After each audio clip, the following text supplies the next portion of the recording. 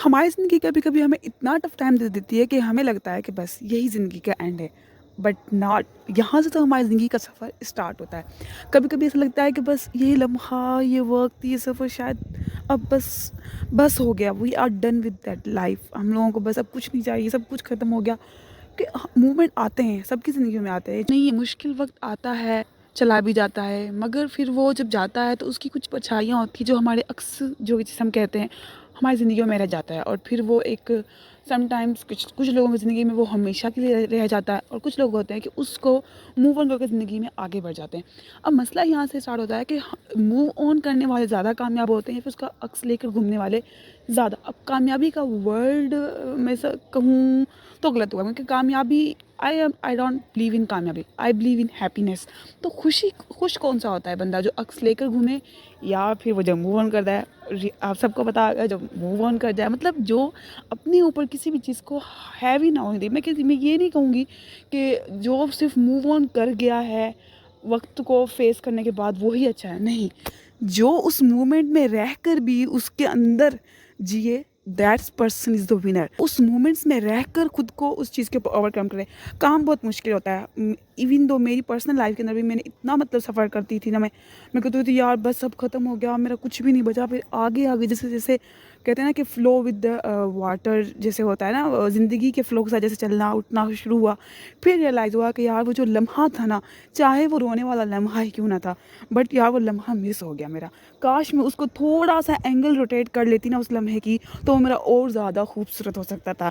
So tip and tips आजकल की, हमारा टॉपिक आज का यही होगा कि कैसे उस एक लम्हे को, जब हमारे लिए काफ़ी बर्डन फील होता है, तो उसको हम कैसे कि इंजॉयबल बनाया जा सकता है। और ये बनाया जा सकता है। आप लोग कहेंगे, किसी भी कहते हैं, वाकई कहने की बातें कुछ हद तक हैं, क्योंकि जब इंसान खुश होता है और उसके ऊपर बर्डन नहीं होता, तो उसको सारी इस किस्म की मोटिवेशंस आ रही होती हैं। But trust me, if you just follow up the rules of the life, trust me, it will be just so simple for you. मतलब ज़िंदगी इतनी सिंपल हो जाती है, like just a sweet, just a butter type, इतनी creamy and just soft and मुलायम। इसमें हमारे दो काफ़ी सारे प्रॉब्लम्स आ जाते हैं। किसी के फैमिली प्रॉब्लम्स होते हैं, किसी के फाइनेंशियल प्रॉब्लम्स होते हैं, किसी के अब रिलेशनशिप प्रॉब्लम्स होते हैं। अब इन सब चीज़ों में एक हम लोगों ने कॉमन चीज़ निकाल लेते हैं। व्हाट इज़ द कॉमन चीज़? वो कहते हैं कि प्रॉब्लम्स होती नहीं है, the problems are the way we think about them. जिसे हम लोग सोचते हैं, वो उनका ज़ाविया उसको उस तरफ से रोटेट कर देता है। फॉर सपोज़, तो अगर हम लोग अपनी सोच का ज़ाविया एक पॉजिटिव डायरेक्शन में रख दें, तो कुछ चीज़ें काफ़ी सिंपल हो जाती हैं। और हाँ, मगर एक बात और है, हर चीज़ आपके लिए कंट्रोल में नहीं हो सकती। हर चीज़ को आप सॉल्यूशन नहीं निकाल सकते, हर चीज़ का आप सॉल्यूशन नहीं निकाल सकते।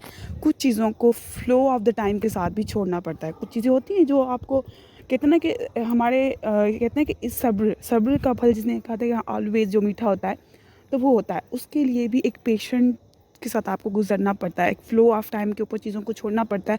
ना चाहते हुए भी आप लोगों को थोड़ा सा टाइम को डिले करना पड़ता है, खुद को थोड़ा सा बाउंड करके, हाँ भाई नहीं हो रहा, कंट्रोल नहीं मुझसे हो पा रहा, ब्रेथ एंड रिलैक्स।